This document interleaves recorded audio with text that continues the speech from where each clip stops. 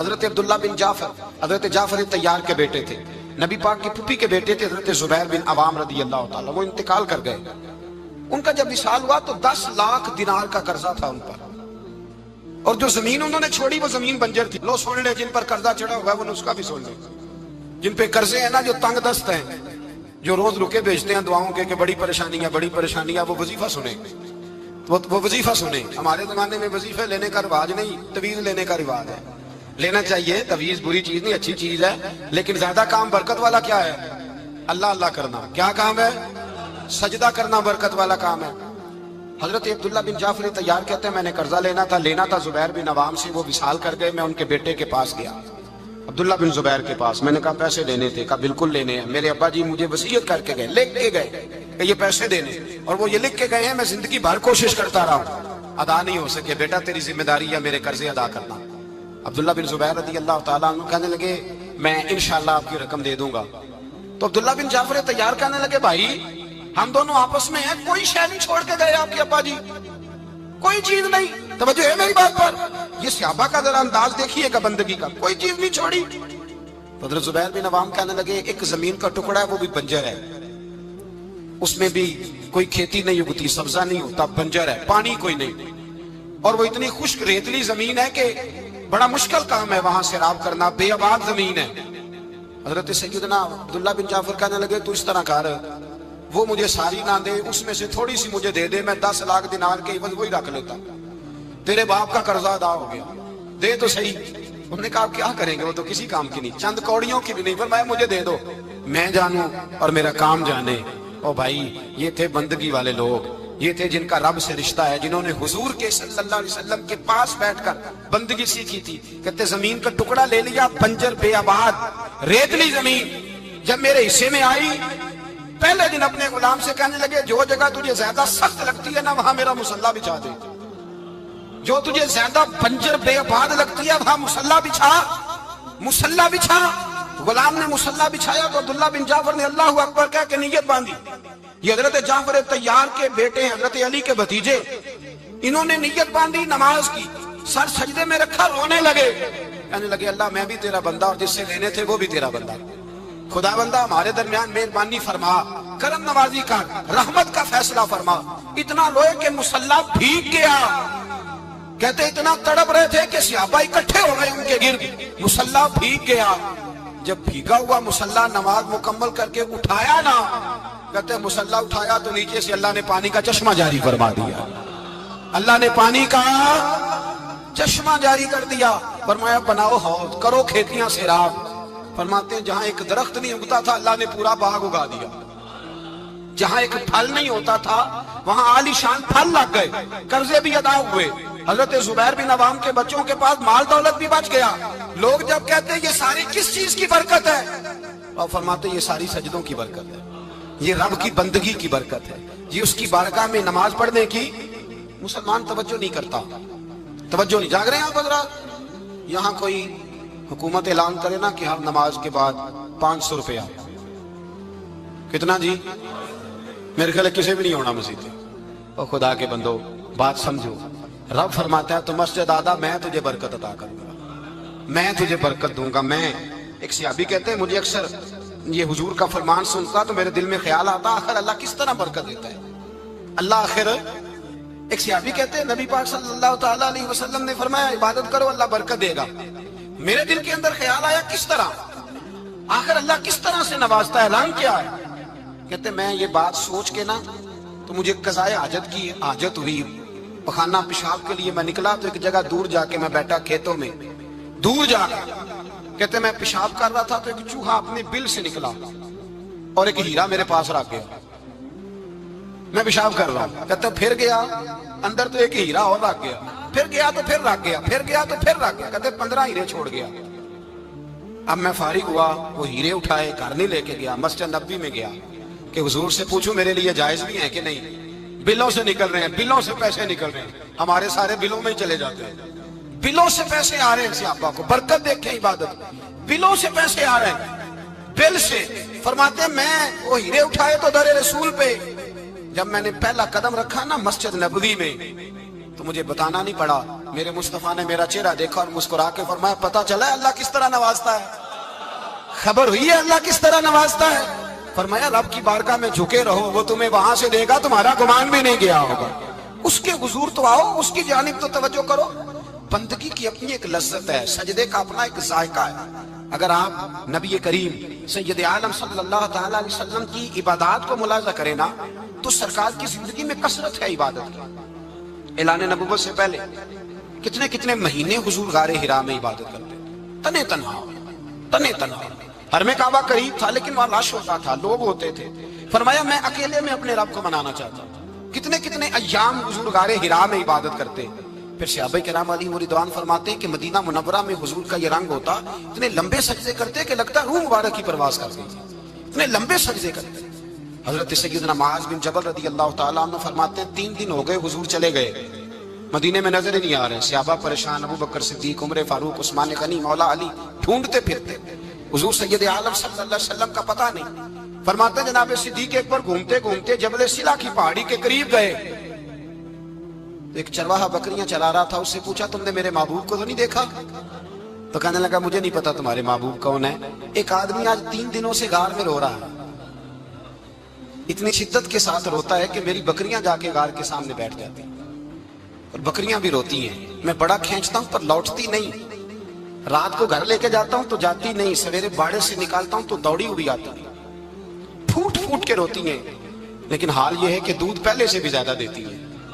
حضرت ابو بکر صدیق کہنے لگے یہی تو میرے رسول پاک علیہ الصلوۃ والسلام کے نبی ہونے کی علامت ہے۔ اس صحابہ کو بلایا، 3 دن سے حضور سجدے میں، کتنے دنوں سے؟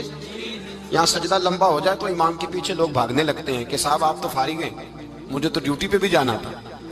3 دن سے حضور سجدے میں، اتنا طویل سجدہ، اتنا طویل۔ صحابہ کہتے ہیں قدموں میں جا کے لگے، محبوبہ بس کریں آ جائیں۔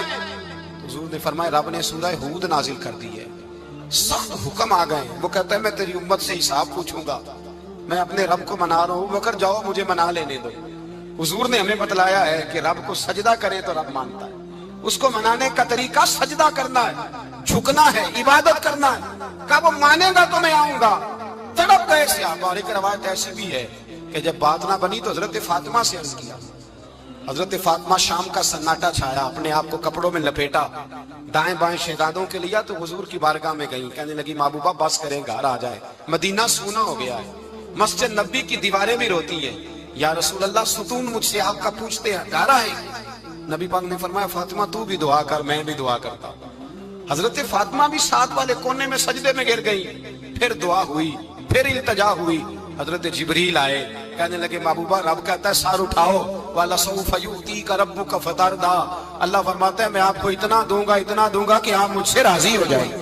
تو حضور تو سجدے کے عالم میں۔ حضرت سیدنا عبد الرحمن ابن عوف کہتے ہیں میں حضور کے ساتھ تھا، ہم مسجد نبی سے نکلے تو سامنے ایک باغ آیا، حضور فٹافٹ گئے اور باغ میں سر سجدے میں رکھ دیا، دیر تک حضور نے سجدہ کیا، اتنا لمبا کہ جیسے کسی کی روح پرواز کر گئی۔ کہتے میں حضور فارغ ہوئے تو عرض کی حضور اتنے لمبے سجدے کی وجہ؟ تو فرمایا میرے پاس جبریل آئے تھے اور انہوں نے کہا یا رسول اللہ رب کہتا ہے آپ کا جو امتی ایک بار درود پڑھے گا اللہ اس پہ 10 رحمتیں نازل کرے گا، اللہ اس کے 10 گناہ معاف کرے گا، اللہ اس کے 10 درجے بلند کرے گا۔ تو میں نے کہا سجدہ کر کے شکر نہ ادا کر لوں؟ اس بات پر میں سجدہ کرنے لگ گیا۔ اس بات پر ایک دوست کے ہاں بیٹا ہوا، مجھے کہنے لگے مبارک ہو بھتیجا آیا ہے۔ میں نے کہا خیر مبارک۔ بڑے عرصے کے بعد اللہ نے نوازا، میں نے 5 کلو مٹھائی بھیجی آپ کی جانب، دوستوں کو کھلا دیجیے۔ میں نے کہا اور کتنی بانٹی؟ کہنے لگے منوں کے حساب سے۔ باقی معاملات کیسے؟ کہنے لگے کیا بات ہے، غریبوں کو، مسکینوں کو، لاچاروں کو، سب کو دیا۔ تو میں نے کہا نفل کتنے پڑے؟ کہنے لگا ٹائم نکالتا ہوں۔ میں ٹائم بیٹا کس نے دیا؟ شکر کس کا ادا کرنا تھا؟ بھئی یہاں حال یہ ہے ہمارا کہ ہمیں 2 رکھتے تھوڑی مشکل ہے۔ اگر کہا جائے کہ 25 من مٹھائی تقسیم کرنی ہے تو وہ آسان ہے، ہم نے اپنے لیے عبادت کو، ریاضت کو بہت سا بنا لیا، اس کو اتاریں کچھ بھی مشکل نہیں۔ رب کی بارگاہ میں جتنا بندہ جھکتا جاتا ہے اتنا ہی اللہ اسے اور عزت عطا کرتا جاتا ہے۔ بزرگوں سے کسی نے پوچھا تھا کہ میری اللہ قبول بھی ہے کہ نہیں؟ تو وہ کہنے لگے رب کو تیری پہلا سجدہ قبول تھا تو تب اس نے دوسرے کی توفیق دی تھی، اسے تیری فجر قبول تھی تو تجھے زور پڑھنے کی توفیق دی، اس نے تیرا پہلا روزہ قبول کیا تو دوسرا رکھنے کا موقع دیا۔ یہ علامت ہے قبولیت۔ میرے محبوب نے فرمایا بندگی کرو، اس کے حضور آؤ، کبھی کا صلاۃ اللیل پڑھو، کبھی کا تہجد پڑھو، کبھی کا اشراق پڑھو، کبھی کا چاشت پڑھو، کبھی کا اوابین پڑھو۔ اور میرے مصطفیٰ نے فرمایا ہو سکے تو اٹھ کے تہجد پڑھو، باقی نمازوں پہ رب تمہیں ثواب دے گا۔ اگر تہجد پڑھو گے تو رب تمہاری طرف دیکھ کے مسکرائے گا، جو اس کی شان کے لائق ہے وہ مسکرائے گا۔ مصلی آباد کریں، مصلی آباد کرنے سے روحانی زندگی آباد رہے گی، من کے اندھیرے دور ہوں گے، روح کی کساوتیں دور ہوں گی۔ انسان اللہ سے جڑا ہوتا ہے تو اس کی بندوں کی جانب توجہ ہی کم جاتی ہے، حسد کون کر رہا ہے، مخالفت کون کر رہا ہے، جھگڑا کون کر رہا ہے، بغض کون پیدا کر رہا ہے، ان چیزوں سے ویسے ہی بچا رہتا ہے۔ میرے محبوب پاک سید عالم صلی اللہ علیہ وسلم کثرت سے سجدہ کرتے ہیں۔ قیامت کے دن حضور شفاعت کس طرح کریں گے؟ سجدہ کر کے 4 سجدے کریں گے حضور۔ بخاری مسلم میں موجود ہے، صحابہ کرام فرماتے ہیں حضور نے فرمایا جب امتیں پریشان ہو کے نبیوں کے پاس جائیں گے تو پھر میرے پاس آئیں گی، جب میرے پاس آئیں گی تو میں سجدہ کروں گا اور خدا سے کہوں گا یا اللہ ان کا حساب تو شروع کر۔ فرمایا میرے ایک سجدے سے اللہ حساب شروع کرے گا۔ پھر میرے غلام رہ جائیں گے جنہوں نے بہانے بنائے ہوں گے، نماز پڑھی ہوگی، یہ بہانہ ہے خدا کی رحمت حاصل کرنے کا، جن کے پاس تو کچھ ہوگا وہ تو اس بہانے کے سبب چلے گئے، گناہ گار رہ گئے، تڑپ کے کہیں گے محبوبہ ہم کیا کریں؟ تو حضور فرماتے ہیں میں لمبا سجدہ کروں گا۔ فرماتے ہیں میں لمبا سجدہ جب کروں گا تو رب لمبے سجدے کے بعد فرمائے گا محبوب سار اٹھائیے، آپ مانگیے میں عطا کرتا ہوں، آپ سوال کیجئے میں دیتا ہوں، آپ سفارش کیجئے میں قبول کرتا ہوں۔ تو میں اللہ میرے گناہ گاروں کو بخش دے۔ رب کہے گا جس کے دل میں رائی کے دانے کے برابر ایمان ہے اسے لے جائیے، لے جائیے، لے جائیے اسے۔ ایک حدیث میں ہے جس کے دل میں جو کے دانے کے برابر ایمان ہے لے جائیے۔ حضور فرماتے ہیں ان کو جنت میں بھیج کے میں پھر سجدے میں گر جاؤں گا۔ لمبا سجدہ، تیسرا سجدہ، اے اللہ مہربانی کا رحمت فرما۔ اللہ کہے گا محبوب سار اٹھاؤ، جو مانگو گے میں دوں گا، یا اللہ اور فضل کر۔ جس کے دل میں رائی کے دانے سے بھی کم ایمان ہے محبوب اسے بھی جنت میں لے جاؤ۔ حضور فرماتے ہیں میں اور سجدہ کروں گا، پھر جس کے دل میں اس سے بھی کم ایمان ہوگا اسے بھی لے جاؤں گا۔ صبح قیامت میرے مصطفیٰ کریم علیہ السلام امت بھی سجدہ کر کے بخشوائیں گے۔ جب حضور سجدے کر رہے ہیں تو امت کیوں نہیں کر رہی؟ حضور سجدے کر کے بخشوائیں گے، امت سجدہ ہی نہیں کر رہی، توجہ ہی نہیں کر رہی۔ میرے بھائی سجدے کی اتنی کیفیت ہے، عبادت کی اتنی لذت ہے کہ حضرت عائشہ فرماتی ہیں تیز آندھی آتی تو حضور نماز پڑھنے لگے، تیز آندھی آتی تو نماز پڑھتے، بارش نہ ہوتی تو نماز پڑھتے، بارشیں زیادہ ہوتی تو نماز پڑھتے، سورج گرہن ہوتا تو حضور نماز پڑھتے، چاند گرہن ہوتا تو نبی پاک، بلکہ حضرت عائشہ کہتی ہیں گرہن لگا چاند کو تو حضور نے فٹافٹ سر سجدے میں رکھ دیا، اور نماز کے بعد حضور رونے لگے، کہنے لگے اے اللہ تو نے کہا نہیں تھا کہ میں تیری موجودگی میں انہیں عذاب نہیں دوں گا؟ اللہ درگزر کر اپنے بندوں سے، رحمت فرما، کرم نوازی فرما۔ فرمایا ہر موقع پر حضور نماز پڑھتے۔ سید عائشہ صدیقہ فرماتی ہیں کبھی کبھی میرے بسترے نور میں حضور ہوتے، فرماتے ابو بکر کی بیٹی تو اجازت دے تو رب کو راضی نہ کر لوں؟ میں کہتی میری کیا جرت ہے؟ تو حضور نماز کی نیت باندھتے۔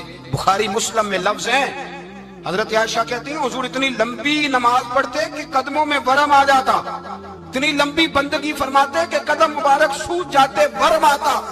میں عرض کرتی حضور آپ کی برکت سے اللہ اگلے پچھلوں کو معاف کرے گا، آپ اتنی آہوزاری کیوں کرتے ہیں؟ اللہ نے آپ کو محبوب بنایا ہے، شفاعت کا حق دیا ہے، سب سے اعلیٰ امت دی، حضور اتنی آہوزاری؟ تو حضور فرماتے عائشہ تو نے بتایا نا رب نے مجھے بڑا دیا ہے، افلا اکون عبدا شکورا، اب میں رب کا شکریہ ادا نہ کروں؟ میں لمبی نمازیں پڑھ کے اس کا شکریہ ادا کرتا ہوں، اس کی بارگاہ میں حاضر ہوتا ہوں۔ میرے بھائی نماز نہیں تو انسان کاہے کا، سجدہ نہیں تو اس نے زندگی کہاں بتا دی؟ اگر اللہ کی بارگاہ میں ایک صحابی نے سر سجدے میں رکھا تو ماتھے پہ مٹی لگ گئی، وہ جھاڑنے لگے، میرے قریب نے فرمایا نہ جھاڑ، جب تک سجدے کی مٹی پیشانی پہ رہتی ہے اللہ کے فرشتے درود پڑھتے رہتے ہیں، اس سے رہنے دو، یہ تو لذت ہے۔ عزت والا وہ ہے جو مالک کی بارگاہ میں۔ حضرت صلہ بن عشیم کے بارے میں صحابہ کہتے ہیں بڑے عبادت گزار تھے، نیک تھے۔ حضرت انس بن مالک کہتے ہیں ہم نوجوانوں کا دل کیا کہ ذرا اس صحابی کی عبادت کا تو پتہ کریں، کس طرح کی ہے عبادت کا تو پتہ کریں۔ فرماتے ہیں جنگ کا موقع تھا، رات کے وقت جب دنیا سو گئی نا تو وہ بھی لیٹ گئے، جب دیکھا سب لوگ سو گئے تو چپکے سے اٹھے تو جنگل میں چلے گئے، جنگل میں جا کے نماز کی نیت باندھ لی، کہا صلہ بن عشیم صحابی ہیں، وہاں نماز پڑھنے لگے، کہتے ہیں میں بھی پیچھے پیچھے ہو گیا کہ پتہ تو کروں کس طرح پڑھتے ہیں۔ تھوڑی دیر گزری تو شیر آ گیا، شیر نے آ کے تھاڑا، للکارا، فرماتے ہیں میں ڈر کے درخت پہ چڑھ گیا۔ حضرت صلہ بن عشیم نے نماز کا سلام پھیرا، اطمینان کے ساتھ شیر سے کہنے لگے اور جا چلا جا کہیں اور رزق تلاش کر، میں تو اپنے رب کی عبادت کر رہا ہوں، میں تو اس کی بارگاہ میں جھکا ہوا ہوں، مجھ پر تیرا قبضہ نہیں ہو سکتا۔ جب جنگلی درندوں کا قبضہ نہیں ہو سکتا تو کسی اور درندے کا عبادت گزار پہ قبضہ ہو سکتا ہے؟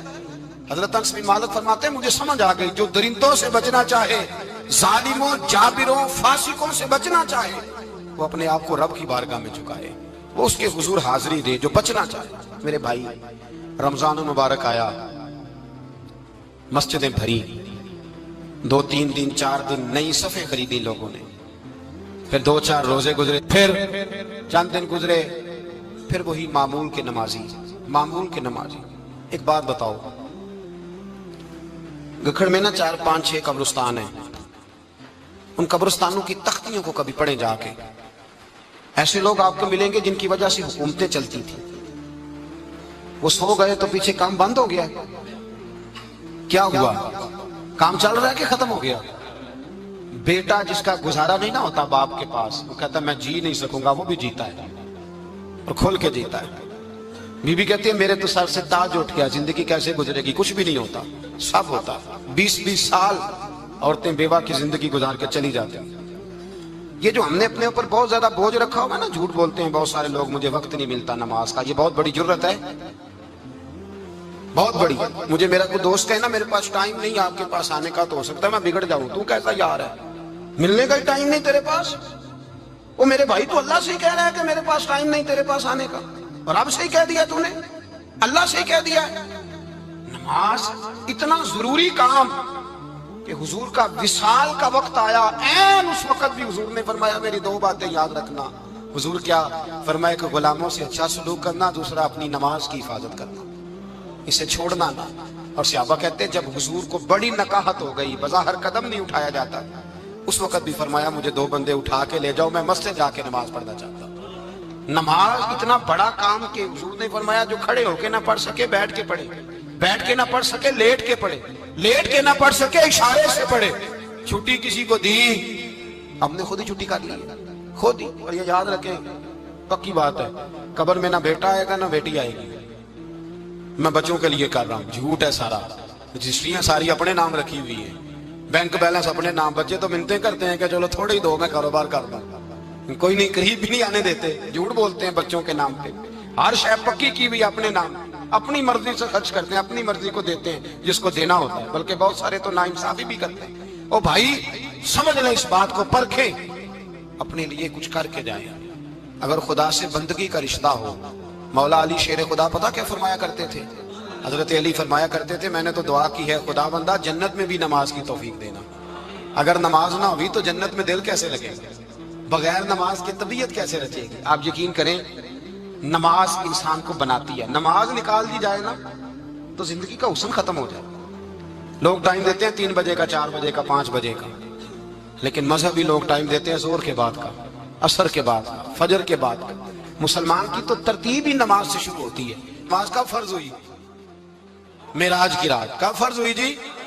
لیکن حضور جب گئے نا حرم شریف، یہاں بھی نماز پڑھا کے گئے، لینے جا رہے تھے نماز، لیکن مسجد اقصی میں بھی 2 رکعتیں پڑھا کے گئے۔ ابھی نماز آنی تھی، حضور اس سے پہلے نمازیں پڑھا رہے ہیں۔ تو نماز کا تو رشتہ ہے، نماز سے تو تعلق ہے۔ نماز حضرت سعید بن مسیب رضی اللہ تعالیٰ عنہ فرماتے یزید کی فوجوں نے جب مدینے پہ حملہ کیا تو انہوں نے گھوڑے باندھ دیے مسجد نبوی میں، 3 دن تک نماز نہ ہونے دی معاذ اللہ۔ فرماتے میں دیوانہ بن کے حضور کی قبر کے پاس بیٹھ گیا، میں دیوانہ بن گیا کہ وہ مجھے پاگل اور دیوانہ سمجھ کے چھوڑ دے۔